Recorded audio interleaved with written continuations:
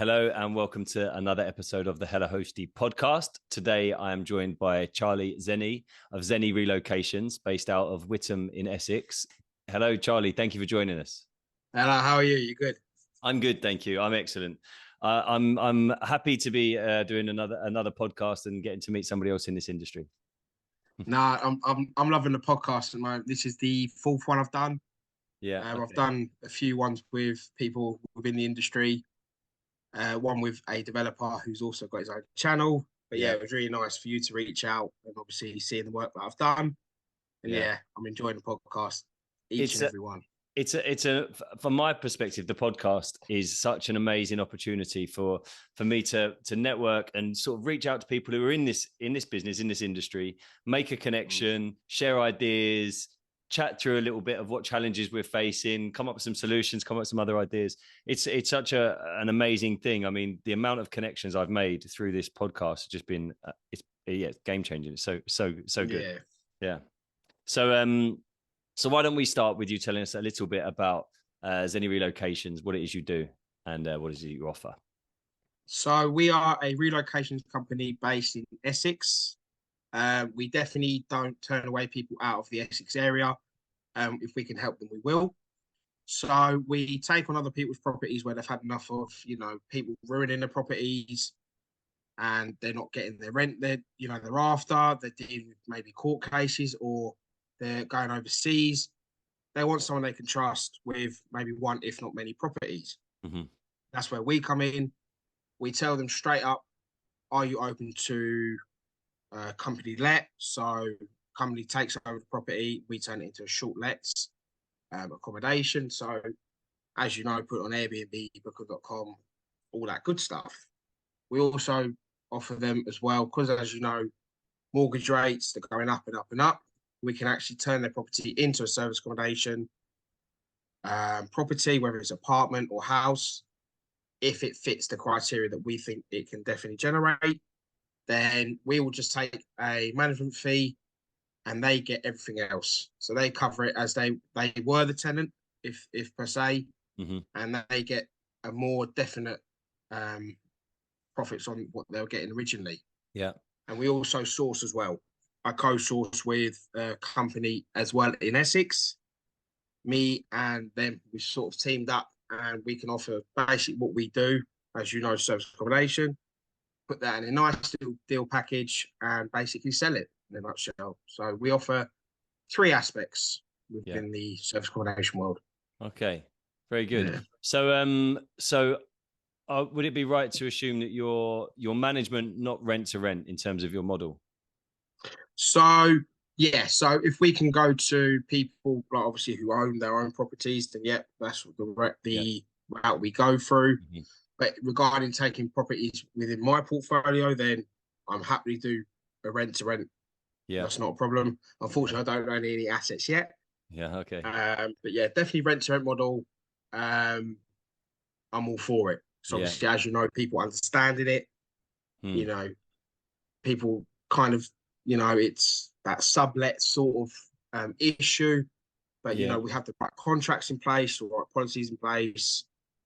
And it's just reassuring the people that, your property is going to be upkept to even the same standard, if not even higher than it originally was. So it's basically just reassuring. It's an interesting debate around the rent to rent model or the management model. Obviously, with the management model, if COVID comes along or another event like COVID, then the management is kind of like, well, I'm just here bringing you guests, and I don't have to pay so much money in rents. It's a but you earn less on the management model. So it's an interesting balance. We do management. We do exclusively management now. So we do marketing management, or we do the full management, the full package, where you can see like interior design, like this place here.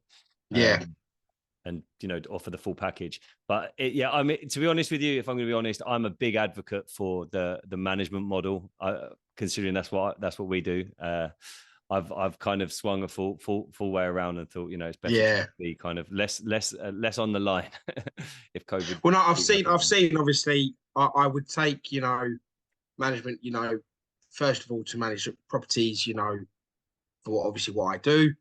Then once I can free up more time, then I would like to go into, right, you've got a budget, let's try and meet that budget. Yeah. Obviously, if we come under, then obviously we make a bit of money. But again, it is just freeing up my time. Yeah. Got a young family, so it is How hard. how many kids do you have? So I got two. Okay. One's 5, one's 2. Okay. Congrats. They're hard work, Yeah. but I love them to pieces. Yeah, of course, of course. So, what's the current bottleneck in your business? Say again, sorry. So, what's the current bottleneck? What challenge are you currently facing in your business? Would you say? So, to be honest, it's actually getting more properties on. That is the only, at the moment, the only real issue. Bookings Touchwood are really, they're going smoothly. I'm going between 60 and 80%. My break even's 50. Maybe I think it's about 45, 50%. Yeah. And it is doing really well for me. I've never dipped into my own pocket per se. But it is just literally reaching out to the right people and just saying, listen, we are here to help you. Yes, we are making money along the way, but we are here to help. Yeah. And if we can do that, we can do that. But it's just basically reaching out to more people to understand it's okay to give it to a management company. It's okay to give it to a company. Yeah. Yeah. We're going to do the same things that you'd expect the company to do. Yeah. And if, let's say, we don't pay the rent, we're out. Yeah. What kind of marketing are you? What kind of marketing are you doing around getting on board new properties? So it's mainly at the moment a lot of word of mouth. Always going through guests as well, things like that. Social media is a big thing for me. Yeah. Facebook, Instagram, TikTok. Yeah. Just obviously explaining always what we do, how we can help. Yeah. That's all it really is at the moment. I haven't really got the big budget to do, obviously, what I'd like to do, but there's many methods which don't cost money, but maybe cost a lot of time. A lot of the kind of property training groups talk about, direct to vendor or direct to owner marketing, like letters through doors. We actually had some success with that. We singled out a load of properties that would be suitable, that were on the market for sale, and approached these guys with direct, like, letters through the front door with a bright colored envelope, handwritten, a suite inside, which I probably didn't consume, but it just made it stand out from the other junk mail on the doormat. And we got some phone calls from it. It was quite successful, really. I mean, it's a good method. I mean, there's a few ways I found that are good to get new properties on, and word of mouth, without question, is probably the most powerful. But that doesn't happen that doesn't happen for a long time. You've got to really be going for a while for that to pick up. But of course, yeah. But or also speaking to, like, friends, family, loved ones who've got properties, don't know what to do with them, or could do with some assistance, some help. They were useful hacks for us. Yeah, definitely. So how do you manage a business which requires you to be available all the time, for guest communication, etc.? Do you know what it is? I just make it work. I don't really think about, like, can I do this? Can I do that? I have got an understanding wife.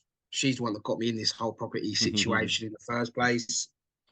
And don't get me wrong, sometimes it does, annoy that I've got to go out, but deep down she really understands, why I do what I have to do.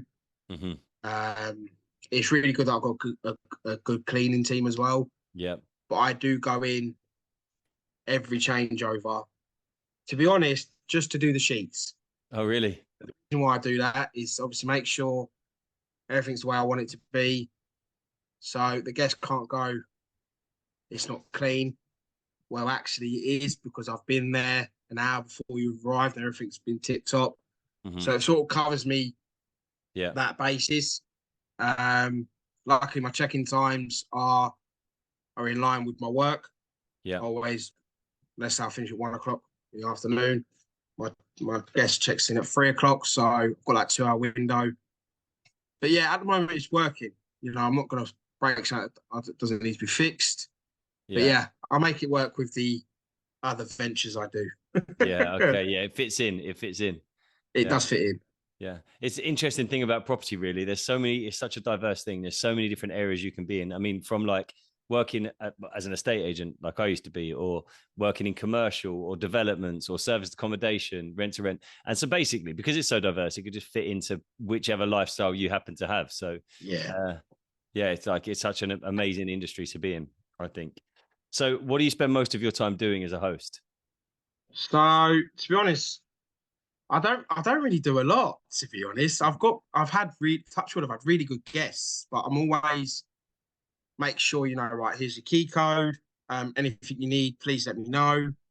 I've had a few instances which have been quite funny. There was a football match between, I think, Ipswich and Derby. So they've come all the way from down from Derby. They couldn't get a room in Ipswich.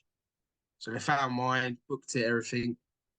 In the end, I helped them get a taxi, where to eat, the Yeah. trains, like what train to get.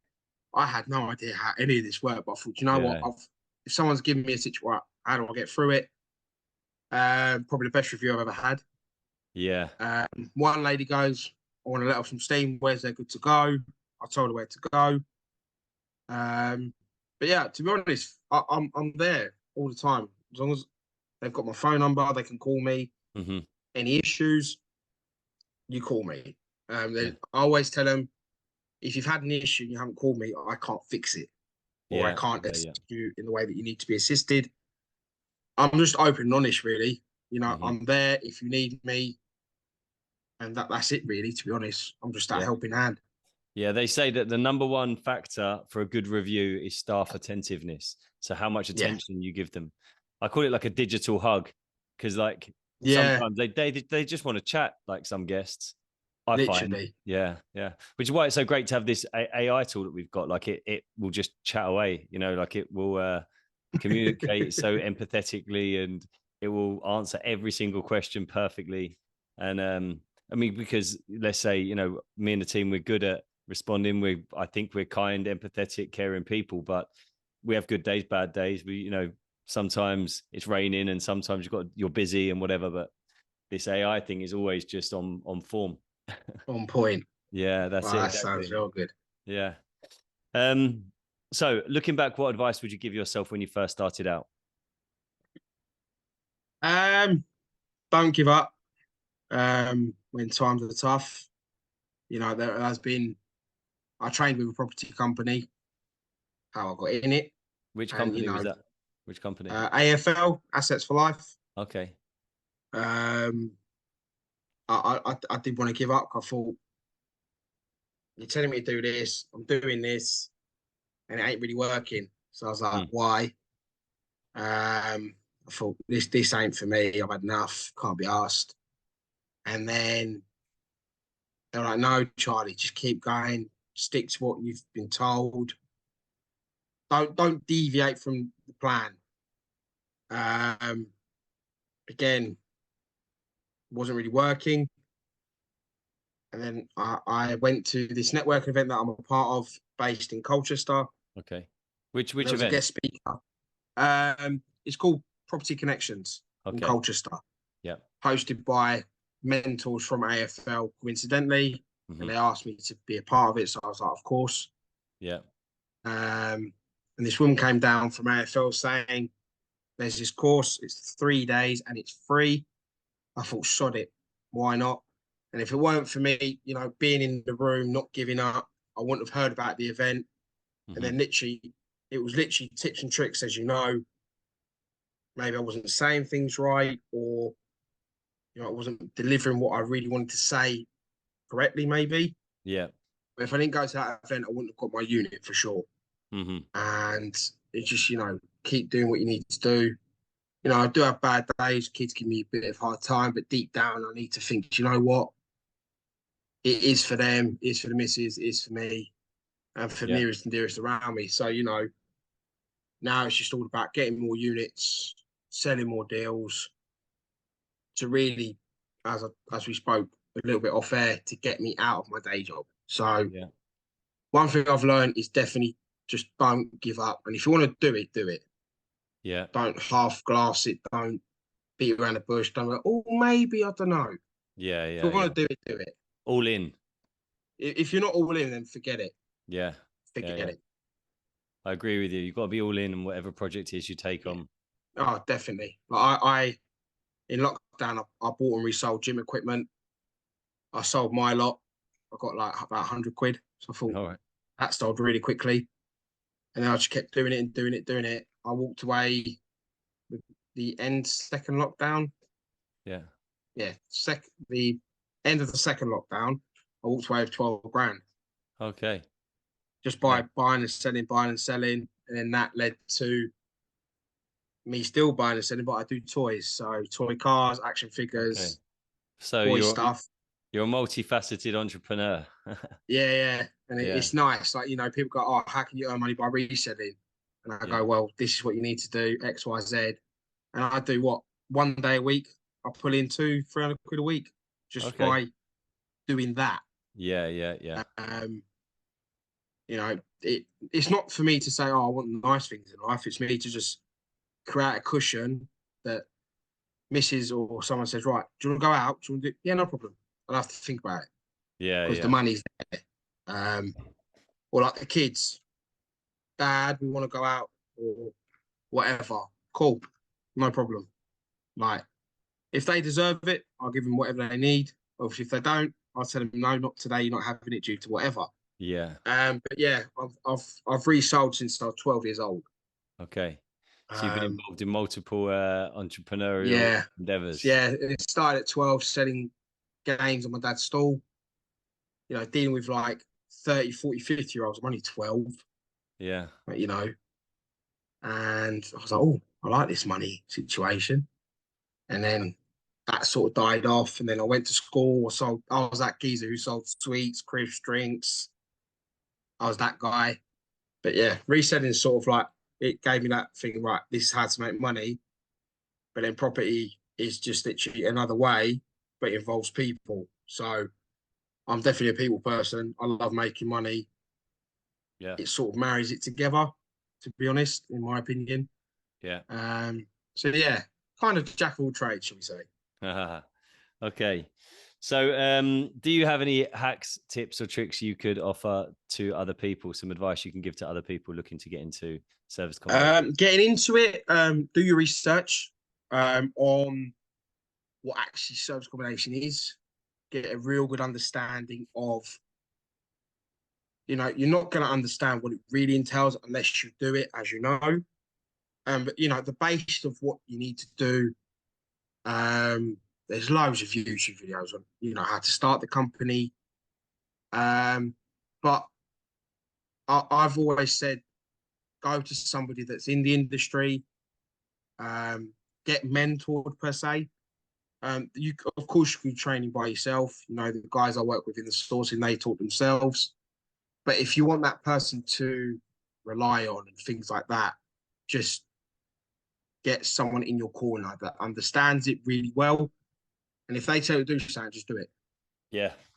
But yeah, definitely read up on it and don't, think, yep, I've done one YouTube video and that's it. Just keep Consistency. Yeah, literally consistency, and you will get to where you need to be. Yeah. Good advice. All right, Charlie. Well, if people would like to find out more about you and about Xeni Relocations, how will they do this? So I'm on Instagram and TikTok and Facebook, as most people are. I'm Xeni Relocations on TikTok, on Instagram, sorry, and then Xeni_relocations _ on TikTok. And I've got videos on how to set up the business, what bad stuff, good stuff, mainly anything SA, reselling, things like that. Yeah. But yeah, I'm on there. And if anyone wants help, then yeah, just DM me. I'll see if I can help. Yeah, awesome. All right, Charlie. Well, good to meet you, and thanks for taking the time to join me on this podcast. No, honestly, thank you so much for letting me be on it. And yeah, hopefully we'll do something soon. Yeah, awesome. Cheers.